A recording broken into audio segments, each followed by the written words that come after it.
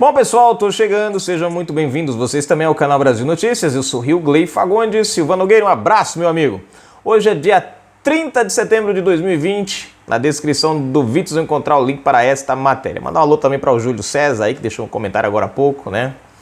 Enfim, o Miguel Elceto Pinheiro, acho que bom, Miguel Pinheiro aí, um abraço para você também, meu querido. Bom, presta atenção nisso aqui. Quando a gente pensa que o STF não pode piorar, bom, olha essa. Enfermeira acusada de matar crianças é mantida em liberdade pelo STF. Gente, se inscreve, comenta, compartilha, deixa o seu like, aperta as notificações. Na descrição do vídeo tem conta bancária. Se você curte nosso canal, gosta do nosso trabalho, seja um apoiador e um colaborador. Dá aquela forcinha, se você não puder, assiste o vídeo que tá valendo do mesmo jeito, tá? Bom, vamos lá, né? A primeira turma do Supremo Tribunal Federal, STF, nesta terça-feira, 29, ontem, manteve a decisão do ministro Marco Aurélio Mello, que revogou a prisão domiciliar de uma enfermeira acusada de realizar mais de 200 assassinatos de crianças nos ventres das mães de forma clandestina e de vender remédios abortivos. Cara, mais de 200 abortos, cara. O argumento foi o de excesso de prazo da medida, que durou 9 meses, mesmo sem ela ter sido condenada ainda. 2 ministros destacaram também o fato de ela ter um filho autista, cujos cuidados podem fazer com que ela tenha de sair de casa. É engraçado, né?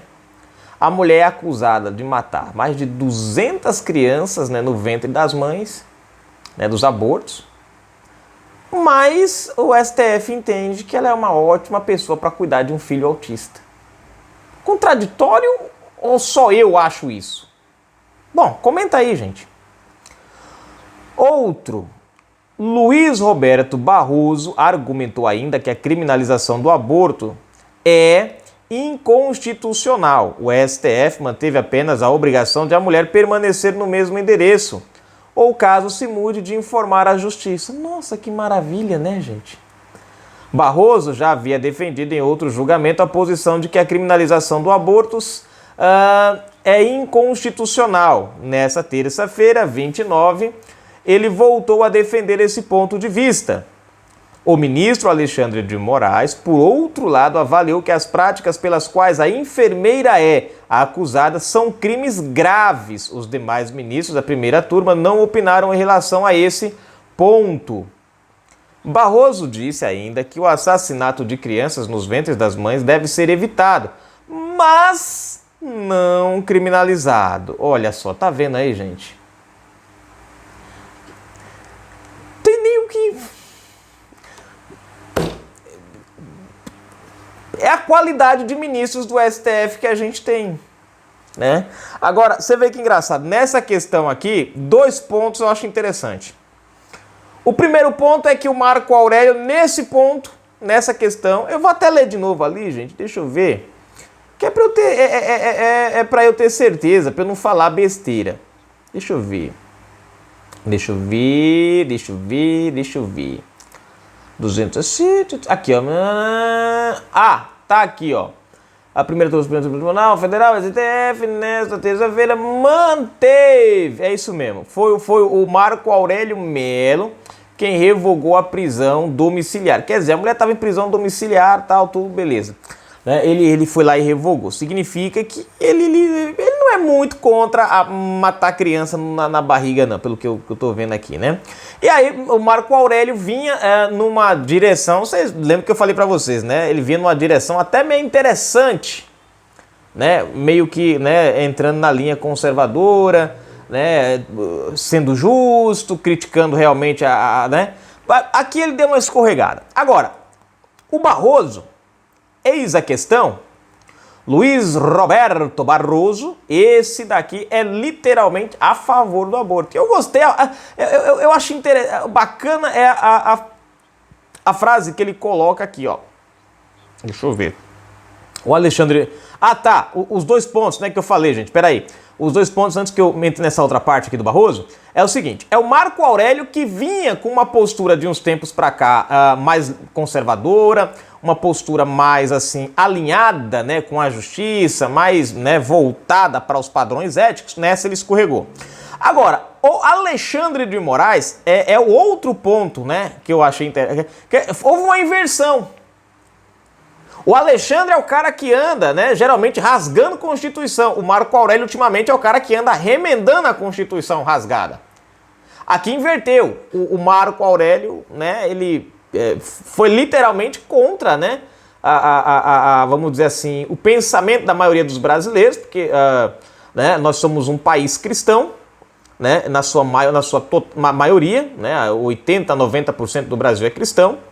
Né? E, terminantemente, somos contra o aborto. Existem as pessoas que apoiam o aborto? Existem, né? Mas a maioria dos brasileiros são contra o aborto, né?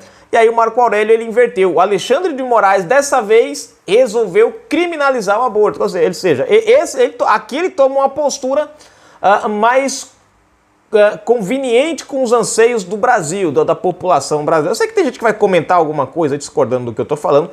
Fique à vontade, pode discordar, não tem nenhum problema, gente. Desde que seja educado, seu comentário, sem xingamento. Eu acho que tudo é válido, não tem problema nenhum, tá? Se quiser discordar, discorda. Né? Enfim, e aí, bom, esses são os dois pontos interessantes que eu achei, que houve a inversão. O Marco Aurélio passou para o lado do Alexandre e o Alexandre passou para o lado do Marco Aurélio. O outro ponto aqui, né, o final, é a questão do Barroso. Barroso, terminantemente, agora, deixa eu ver aqui, cara, eu vi aqui, deixa eu ver, ó, aqui, ó. Barroso disse ainda que o assassinato de crianças nos ventres das mães deve ser evitado, mas não criminalizado. Ora, como é que... Cara, se não houver uma punição, tem que ser evitado. Mas se não houver punição, vai ter um monte de né, clínicas clandestinas aí, com essa questão do aborto, né? Existem critérios, gente, para isso? Existe. A nossa legislação, né? O aborto no Brasil, ele é proibido, sim, mas tem algumas ressalvas. Está na nossa legislação, né? Vamos dizer assim que 97% dos casos é proibido. Tem ali uns 2, 3% de situações que 5% mais ou menos ali que o aborto é permitido. Isso é um fato, está na nossa legislação, está na regrinha básica, no nosso código, tudo certinho, né? Tem né, as exceções, não é 100% proibido, né? Agora, o meu ver, gente, se liberar o aborto, bagunça tudo, porque, o que acontece hoje? A boa parte dos abortos clandestinos são de adolescentes, meninas de 13, 14, 15, 16, 17 anos. A maioria são de adolescentes. Meninas que estão entrando aí na juventude, já ali 17, 18 anos. Por quê? Porque entraram muitas vezes na vida sexual muito cedo, não tinham experiência, acabaram, por falta de experiência e pela imaturidade da idade, né, acabaram engravidando. Né? E aí procuram os pais ou, sei lá, procuram clínicas abortivas clandestinas, né? Então, se você pega e faz aqui o que o Barroso está falando, gente, vira uma bagunça. Porque nós vamos... uma das coisas que a esquerda ela defende, duas coisas, na verdade, né? O aborto e o sexo livre. Você tinha esses dias aí uma ação, não sei se foi do PCdoB ou foi do PSOL, aonde a sua filha de 12 anos, se ela quisesse se prostituir, você não podia dizer nada. Você tinha que dar a sua bênção. Você já imaginou isso? Você tem uma filha de 12... Gente, eu tenho uma sobrinha de 12 anos, cara. Chega a me dar um nó no coração só de pensar isso. Eu tenho uma sobrinha que é o meu xodó. É o meu xodó. Inteligente igual o tio. Cara, nunca vi na minha vida. Eu já tava falando com ela. A maravilha, cara. Tô morrendo de saudade dela. Enfim, aí você vê, eu olho pra ela, é uma criança, gente. É uma criança. Mas a lei dizia que podia se prostituir. Porque não dá vontade de você pegar um criador de uma lei dessa e não diga não. Ele não diga não. Fique calado. Não diga não. Né? Enfim. E aí qualquer, né, é justamente a liberalização. Presta atenção, eles querem liberar drogas, eles querem liberar o sexo na adolescência e a questão do aborto. Por quê, gente? Porque uma coisa leva a outra. Você libera as drogas. A galera já é imatura nessa idade. Você imagine com droga livre. Aí você libera o sexo. O que vai ter de menino engravidando? Aí você libera o aborto. Pronto. Tá feito o caos. Tá feito o caos. É um país sem regras, sem base, sem nada. Vai virar uma bagunça que não tem nada. Não tem ninguém que segure mais.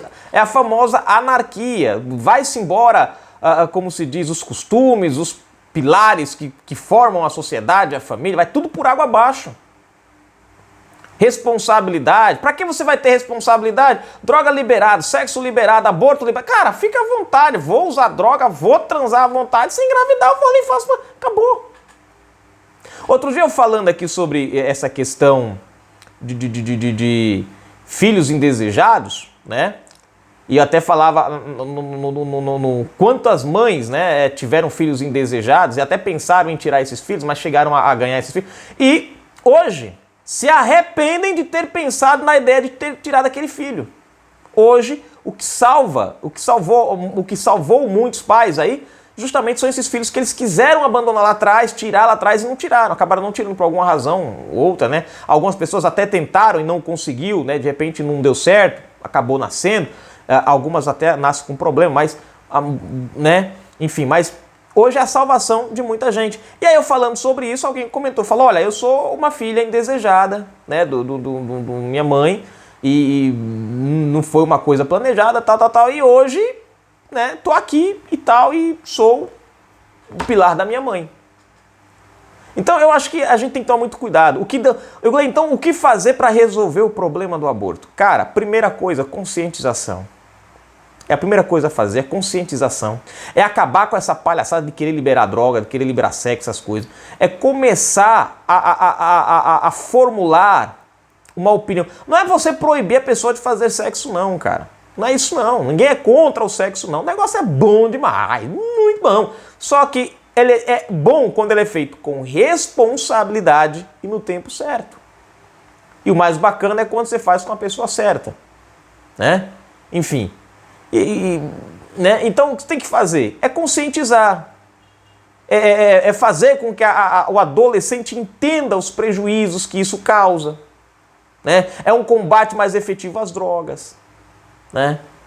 Enfim, para a juventude, gente, para a galera de 16, para eles, deve ser, eles pensam assim, cara, é uma coisa boa, porque eles não têm noção. É igual a gente, eu vou dar um exemplo bem simples, é igual a gente, eu tive por mim, quando eu tinha lá meus 10, 12 anos de idade, eu ficava puto da vida quando eu tinha que levantar para ir pra escola, cara. Eu falava, pra que escola, pô, mano? Pra que escola, cara? Pra que pra porcaria da escola? Mas eu tinha que ir pra escola. É uma coisa que todo mundo passa. Pra que escola, meu irmão? Pra que estudar isso? Pra que estudar aquilo? Quando eu cheguei nos meus 18 para 19 anos, que aí você começa a viver um pouco do peso...